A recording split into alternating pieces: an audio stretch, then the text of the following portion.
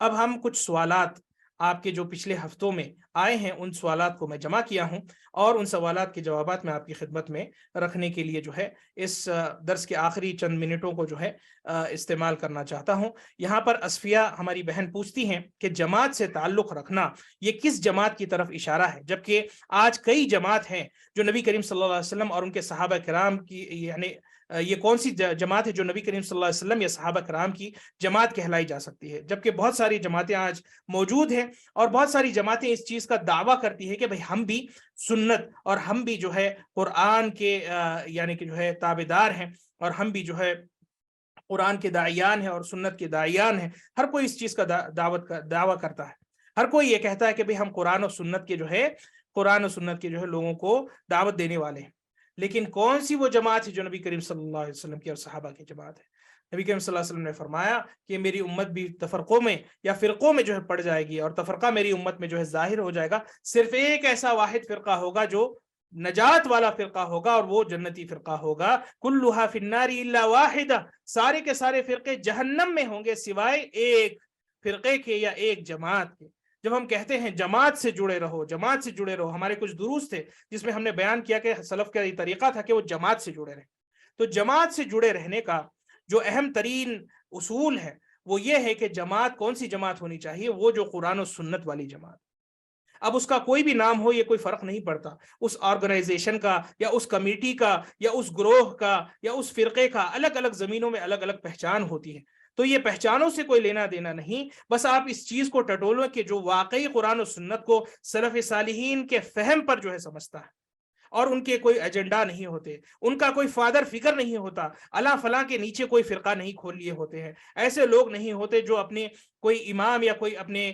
یعنی کوئی ایک شخص کی طرف جو ہے نسبت کرتے ہوئے اپنے فرقے کا نام لے لیتے ہیں، جیسے قادیانیوں نے جو ہے ایک شخص کو اپنا جو ہے رہبر بنا لیا، اور انہوں نے جو ہے ان کی پیروی کرنا شروع کر دی۔ اسی طریقے سے کوئی شخص اپنے کوئی فقہ کے کوئی امام کی جو ہے یعنی اتباع اور ان کی پیروی میں جو ہے ان کے نام سے اپنے آپ کو جاننے لگا ہے۔ اسی طریقے سے کچھ لوگ ہیں جو کسی شخصیت یا کسی جو ہے فکر کی طرف جو ہے لوگ متحد ہو کر کے جمع ہوتے ہیں، لیکن ہمارا مقصد یہ ہے کہ ہم جانیں، اتنی تو سمجھ ہر انسان کے پاس ہونی چاہیے کہ کون حقیقی طور پر قرآن و سنت کی طرف بلا رہا ہے، کون حقیقی طور پر سلف صالحین کی دعوت کا نعرہ لگا رہا ہے۔ نام ہی سے آپ جان سکتے ہیں کہ کون سلف کی دعوت دے رہا ہے اور کون سلف کے منہج کی طرف دعوت دے رہا ہے۔ تو ایسے جماعت، ایسی گروہ، ایسی قوم کے ساتھ اپنے آپ کو جوڑے رکھنا، آپ چاہے ان کا نام سلفیین ہو، چاہے ان کا نام جو ہے اہل السنت والجماعہ جیسے کچھ جگہوں پہ ہو،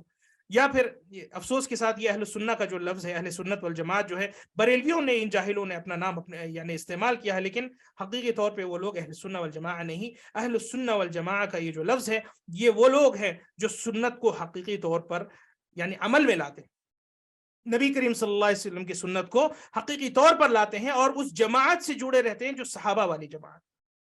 اور اسی طریقے سے اہل الحدیث کے نام سے بھی یہ لوگ جانے جاتے ہیں، جو لوگ لوگوں کی رائے اور ان کا قیاس اور ان کے جو ہے اوپینینز کو چھوڑ کر کے جو ہے صرف حدیث کو فوقیت دیتے ہیں۔ تو آپ اسے اہل السنہ کہہ لیں، اہل السنہ والجماعہ کہہ لیں، آپ اسے سلفیین کہہ لیں، آپ اسے اہل الحدیث کہہ لیں، کوئی بھی آپ نام دے دیں، لیکن ہمیں کور اس دعوت کی کیا ہے، اس دعوت کی جو بنیادی جو اصول ہیں وہ کیا ہے، جاننے کی ضرورت ہے۔ اور اگر اس دعوت کی بنیادی اصول یا اس جماعت یا اس گروپ کی جو آپ کے شہر میں ہو یا آپ کے ملک میں ہو، وہ اس بات کی دعوت دیتے ہوں کہ قرآن و سنت کی طرف رجوع کیا جائے اور فہم سلف صالحین کو فوقیت دی جائے، اگر وہ ایسے لوگ ہیں تو ایسے لوگ سے جڑے رہیں، پھر چاہے وہ کوئی ایک شخص ہی کیوں نہ ہو، وہی جماعت۔ جیسے کہ جو ہے کہا سلف نے کہ اگر ایک شخص بھی آپ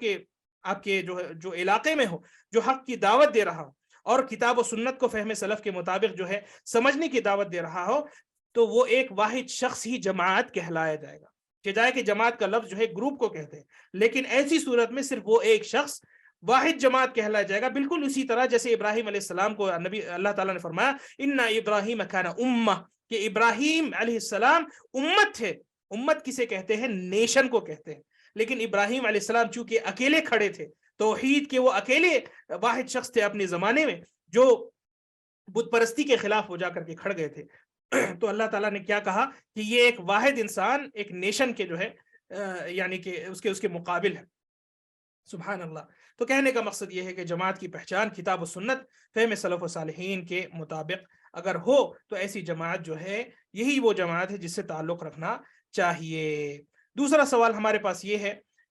خوشبو ہماری بہن ہے جو پوچھ رہی ہیں کہ اگر کوئی اسلام میں داخل ہونے کے لیے شہادے کا اقرار کرتا ہو لیکن لا علمی کی وجہ سے یعنی وضو یا کلمہ جو ہے وضو کے بعد پڑھتا ہو، ذکر میں پڑھتا ہو، اسی طریقے سے ارکان اس کے ارکان جانتا ہو اور جان کے پڑھتا ہو اور شرک سے دور اور توحید اور منہج سلف پر ہو، تو کیا اسے شہادت پڑھنے کی ضرورت ہے؟ جو کچھ میں سوال سے سمجھا ہوں کہ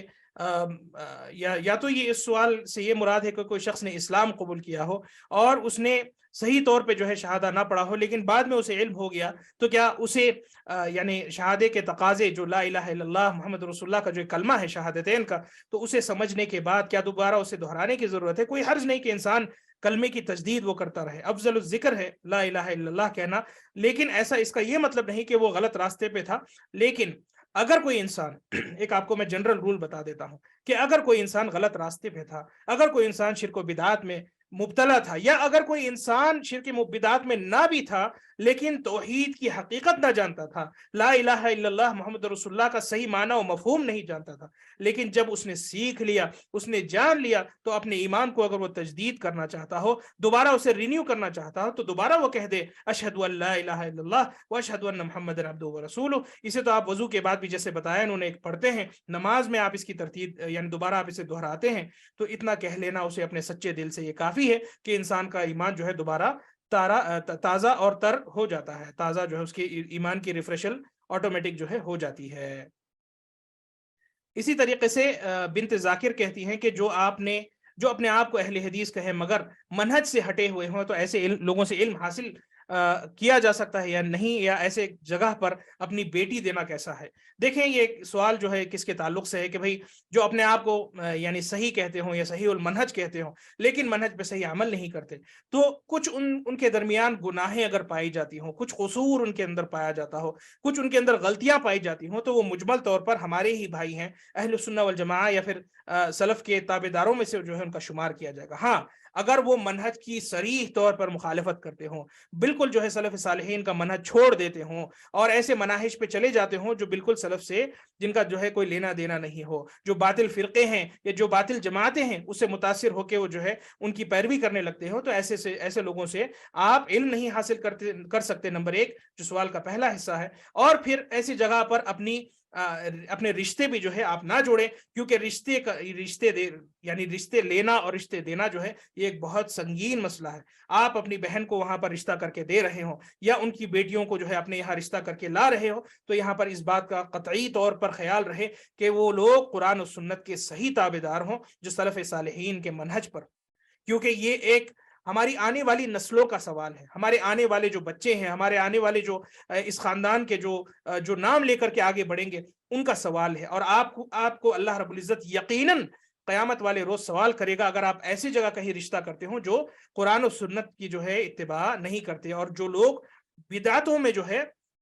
مبتلا ہوں، جو لوگ بدعتوں میں جو ہے پڑے ہوں، وہاں پر نہ آپ رشتہ کریں گے اور نہ وہاں پر جو ہے آپ اپنا کوئی تعلق قائم کریں گے، بلکہ یہ ہونا تو یہ چاہیے کہ ایسے لوگوں سے آپ جتنا دور رہیں وہ بہتر ہے، اس لیے تاکہ آپ کے ایمان کی حفاظت ہو سکے اور آپ کے عقیدے کی حفاظت ہو سکے۔ تو انسان کو چاہیے کہ جو ہے اہل بدع سے جو ہے اپنا کوئی تعلق قائم نہ کرے اور اپنے آپ کو جو ہے صرف سنت والوں سے اور اہل سنت سے جو ہے جوڑے رکھیں۔ اب یہ الگ بات ہے کہ کچھ گھرانوں میں جو ہے کچھ نافرمانیاں ہوتی ہیں، کچھ گناہوں میں مبتلا ہوتے ہیں، اس کا مسئلہ الگ ہے، اللہ کی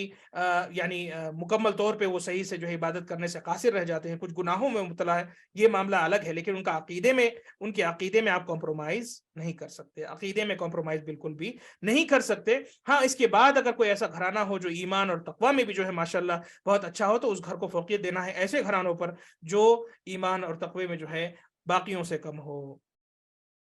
ہماری بہن آفرین پوچھ رہی ہیں کہ کیا پڑوس میں جماعت اسلامی کا درس ہو تو ہمیں جانا چاہیے؟ پڑوسی کے حقوق کو سمجھتے ہوئے کیا ان کی دعوت کو ہمیں قبول کرنا چاہیے؟ غالباً یہ کہہ رہی ہیں کہ اگر پڑوس میں کوئی بلاتا ہے کہ ہمارے یہاں بیان ہو رہا ہے، درس ہو رہا ہے، تو کیا پڑوسی کے حقوق جانتے ہوئے ہم جماعت اسلامی کے درس میں جا سکتے ہیں؟ بالکل بھی نہیں جا سکتے، اس لیے کیونکہ اپنے دین کا سودا آپ کو نہیں کرنا ہے۔ پڑوسیوں کی حدود بھی دائرہ اسلام میں رہتے ہوئے آپ کو کرنا ہے۔ اگر آپ کا پڑوسی کسی حرام کام یا کسی منکر کی طرف یا کسی باطل کی طرف آپ کو بلا رہا ہے تو ایسے باطل میں اس کا ساتھ آپ کو نہیں دینا ہے۔ اسی طریقے سے پڑوسی کو تو چھوڑیں، اگر شوہر اپنی بیوی کو کوئی باطل کا حکم دیتا ہے، اگر ماں باپ اپنے بچوں کو کوئی باطل کا حکم دیتے ہیں، اگر کوئی حکمران اپنی قوم کو جو ہے کوئی باطل کا حکم یا کوئی بدعت کا حکم دیتا ہے یا دین اسلام کے صریح جو ہدایات ہیں اس کے خلاف جانے کا حکم دیتا ہے تو ایسوں کی بات نہیں سنی جائے گی۔ تو ایسے حالت میں جو ہے آپ بالکل بھی نہیں جائیں گے۔ کیوں؟ کیونکہ جیسے کہ ہم اور آپ جانتے ہیں کہ حاکمیت کے باب میں اور حکمرانوں کے یعنی کہ ان کی تکفیر یا ان کی اتباع کے جو مسائل بیان کیے گئے شریعت میں، اور اسی طریقے سے اقامت دین کے جو صحیح ہدایات ہے سلف صالحین کے منہج پر، ان سارے مسائل میں جماعت اسلامی بالکل بھی جو ہے کھوکھلی ہے، بالکل بھی جو ہے کھوکھلی ہے۔ ان کے پاس جو ہے ان کے اصول بالکل بھی بے بنیاد ہے۔ یہ جو ان کے اصول ہیں ان معاملات میں، یہ سنت کے اصول نہیں ہو سکتے قطعاً، اور یہ بات چیلنج سے کی جا سکتی ہے اور اس سے جو ہے بالکل ڈنکے کی چوٹ پر بیان کیا جا سکتا ہے کہ جماعت اسلامی ایسے معاملات میں قاصر ہے۔ آج تک وہ اپنے اصولوں پہ جو ہے کبھی اسے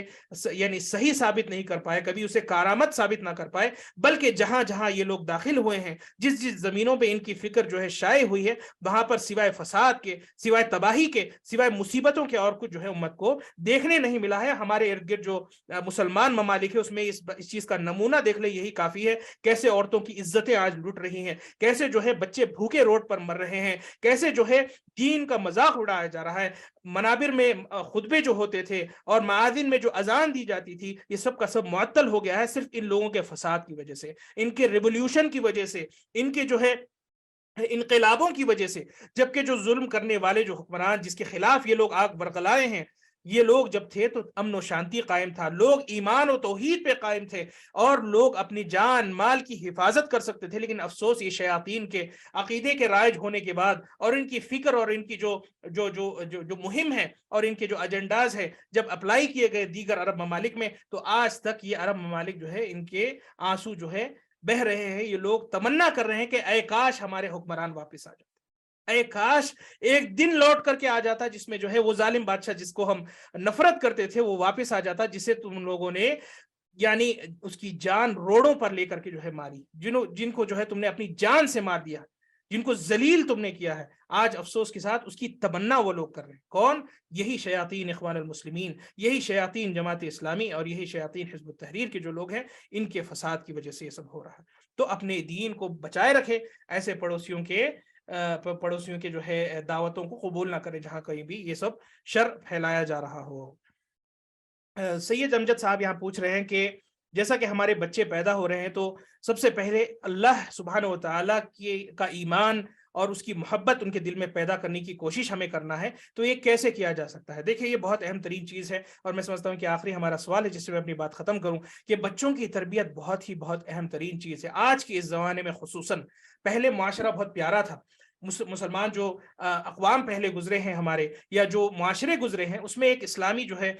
معاشرے میں بچوں کی ویسے ہی تربیت ہو جاتی تھی، لیکن آج ایسا معاملہ نہیں۔ اگر آپ اپنا ٹائم اور ایفرٹ آپ اپنا جیسے نہیں لگاتے، جیسے آپ نوکریوں میں جا کر کے 8 گھنٹے لگاتے ہیں، ویسے ہی اپنے بچوں کی ذہن سازی، ان کے ذہن کو صحیح طور پر دین اسلام پہ قائم رکھنا اور منہج پہ قائم رکھنا، اور باطل عقیدے اور باطل جو ہے بدعتوں پر اور باطل افکار پر اور لوگوں کی خواہشات پر اور باطل جو نظریات ہے، ویسٹرن آئیڈیالوجیز ہیں، ان سب سے محفوظ رکھنے کے لیے بچوں کو خصوصی طور پر آپ کو محنت دینے کی ضرورت ہے۔ اگر آپ نہیں دے رہے ہیں اور یا اب تک آپ دیتے نہیں آئے ہیں تو آپ آگاہ ہو جائیں بچوں کی۔ اگر آپ سلامتی چاہتے ہیں، آگے جب آپ نہیں رہیں گے اور وہ بچے اس دنیا کے اس یعنی باطل کی طوفانوں کے درمیان یا باطل آندھیوں کے درمیان بچے جب اکیلے کھڑے ہوں گے، تو اگر آپ انہیں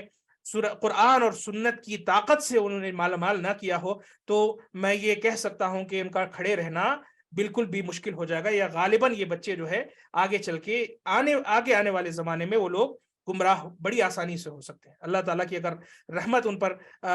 شمار ہو تو بچ سکتے ہیں، لیکن عمومی طور پر آنے والا زمانہ پہلے زمانے سے جو ہے بہت زیادہ چیلنجنگ ہے۔ تو ایسی صورتحال میں اللہ پر ایمان یہ بہت ضروری ہے۔ ہمارا پچھلا لیکچر بھی رہا تھا جو کہ چینل پر موجود ہے، ایگزسٹنس آف اللہ پر ایمان لا، اللہ کے وجود پر ایمان لانا، کیونکہ ایتھیزم جس طریقے سے جو ہے پھیلائی جا رہی ہے، اللہ کے وجود ہی کا انکار کر رہی ہے، سب چیزوں کا جو ہے دار و مدار سائنس پر ہے، سائنس کو اتنا طاقت دیا جا رہا ہے، اتنی اس کی عظمت کی جا رہی ہے کہ سائنس میں ایسی ایسی چیزیں بیان کر دی جا رہی ہیں جو اس حساب سے کی جا رہی ہے کہ انسان کو اللہ کے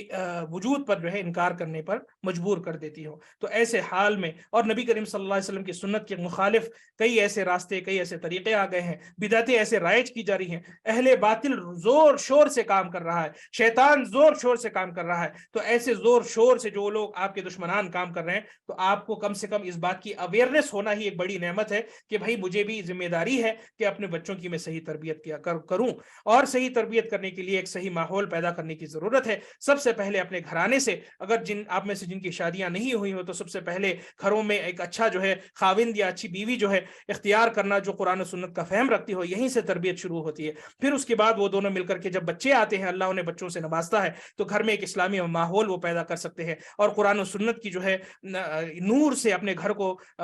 یعنی کہ جو ہے اجالا وہ کر سکتے ہیں۔ اسی کے ساتھ جو باطل عقیدے اور باطل جو مسائل ہیں اس دنیا میں، جو آج باطل چیزیں ہیں، اس کے تعلق سے بچوں کو آگاہ کرنا ضروری ہے۔ پھر جا کر کے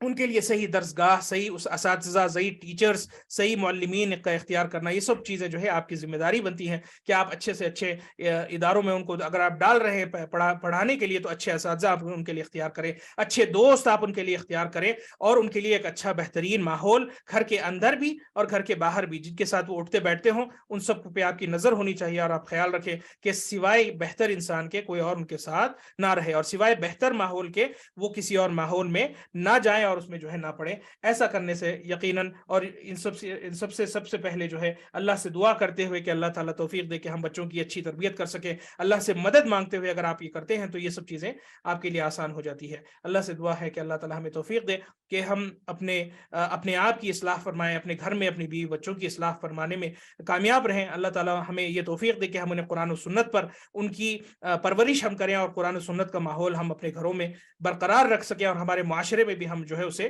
زندہ کر سکیں۔ آمین رب العالمین، وآخر دعوانا ان الحمد للہ رب العالمین۔